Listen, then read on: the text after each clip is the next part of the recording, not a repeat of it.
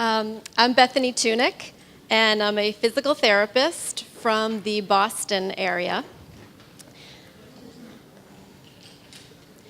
I'll just speak briefly to you a little bit about what my typical day looks like as a pediatric physical therapist.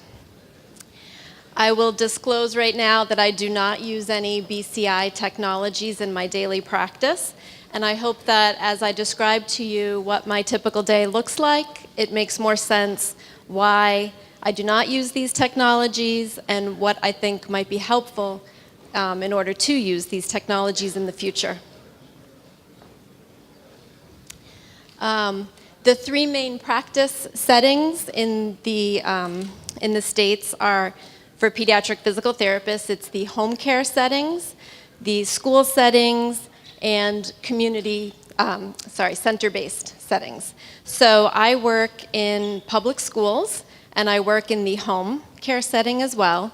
The home care setting is babies up to age 3. And the public school setting is children from 3 up to age 21. So just very briefly, I start every day in these schools, and I see about 8 children in the day. I see them back to back for 30-minute sessions. There's no time between sessions. And then,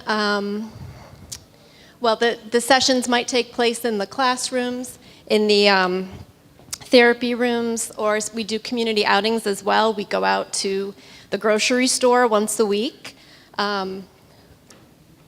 We go to the movie theaters. We go sometimes out to restaurants. These are severely disabled children. Most of them are not able to walk. They're in wheelchairs.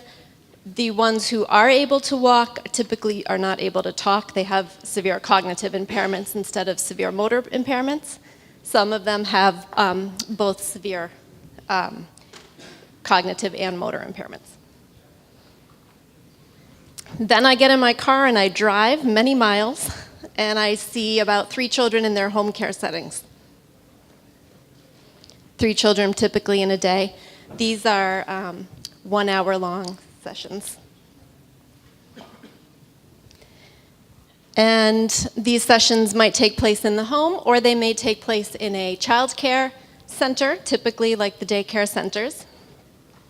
They may take place in the playgrounds and libraries out in the community.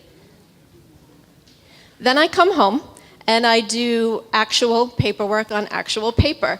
I don't use technology. We have not even yet moved to electronic systems.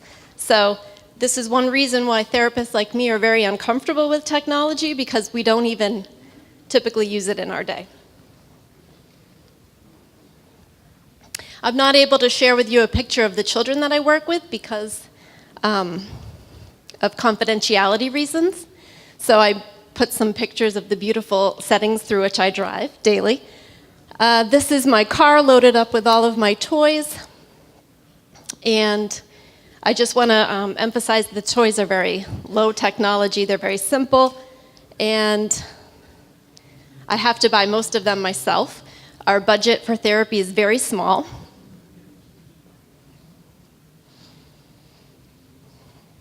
These are just some examples of the different diagnoses of my current caseload of children. It's a huge variety of different children that I see. Some of them are very mildly impaired and they just have some motor delay. Some of them are, as I said before, very severely impaired.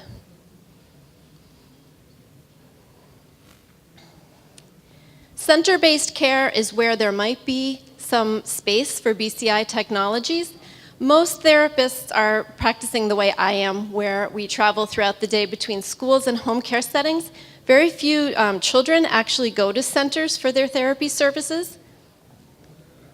When they do go to these centers, they are typically going for one of the more specialized cares that we can't provide in the home. So they might be going for the aquatic therapy or the hippotherapy. I very seldom see children using these services, however. There is not a lot of funding for our services, and these services are very expensive to provide. I'm going to skip through some of this background on, in the past, we did use a little bit of functional electrical stimulation and EMG, some virtual reality and gaming, but again, these systems are very expensive to use, and when we did purchase some of these pieces of equipment, the technology was very quickly outdated. So people didn't purchase it moving forward. I'll skip through this. I did find that there are a lot of studies looking at, specifically for children with ADHD, using EEG. However, what I would like to say is that we have these studies that show that the EEG maybe improves some clinical measures before and after the treatments, but we also have studies that show that just getting children outside, going to the playground, these things also improve. And we don't have very many studies that are good controlled studies comparing these more elaborate BCI technologies to some of these more simple technologies. The playground is free and the children love it. It's where they want to be, and there's so many benefits that we know to just getting outside and playing. My yoga cards, the children love them.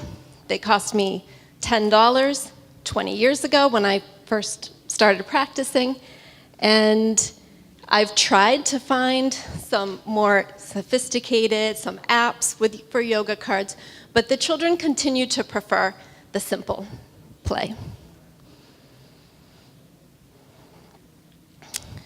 So I've described my day, and what I maybe see for the future is that children may go to these clinics for intensive camp programs. They're certainly not going to be going on a regular basis for their therapy, at least not right now, not at this phase. So they may go for like a week-long intensive program where maybe they practice some of the skills that they cannot practice in the real world, in the virtual world. And in conclusion, we just want to see the children having fun and moving. Many of them are not able to do this right now, and so we want to provide any opportunity that we can to get them up and happy and having a good time. And in conclusion as well, never take for granted what your amazing body is able to do, because there are so many who don't have this ability. Thank you very much. Spasiba.